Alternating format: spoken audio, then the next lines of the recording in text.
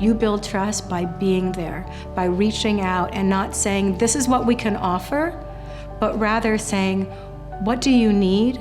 And how can I, as a provider, how can my agency, how can our community better meet those needs? In order to build trust, I think you have to back up and lower the expectations on how quickly things could change. For example, in tribal communities, that kind of distrust has been ongoing for centuries, really, if we're honest about it.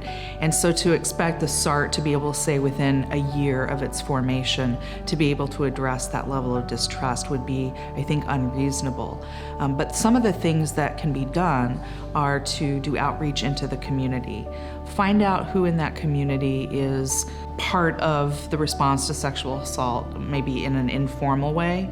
Bring them in as experts as you set up the SART, and make sure those folks are compensated. Sometimes people do outreach, expect expertise to come back, and that needs to be rewarded or compensated at a rate that would be commensurate with any other expert. Come to the people, go to their events, be part of that community, go to the church, go to the mosque to understand who are this community and who do they look like, and they are here with you in these states.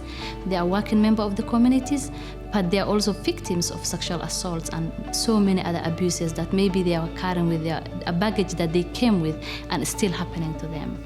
So understand these communities that you are working with. I think that we need to recognize that SARTs are part of a system, and sometimes those systems are they're not re-empowering survivors and can be very disempowering for survivors.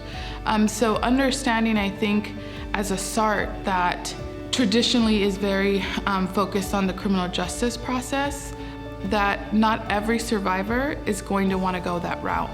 And that when we look at the way we form SARTs, that we understand that and include those voices of the communities, so that if the survivor does not feel comfortable going through the criminal justice process, but feels comfortable reaching out to a religious organization, that they're allowed to do that and that they're empowered to make that decision too.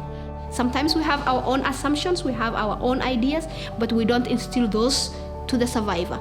Let them tell us what they want, and we will work with them with what they want and what they're happy with.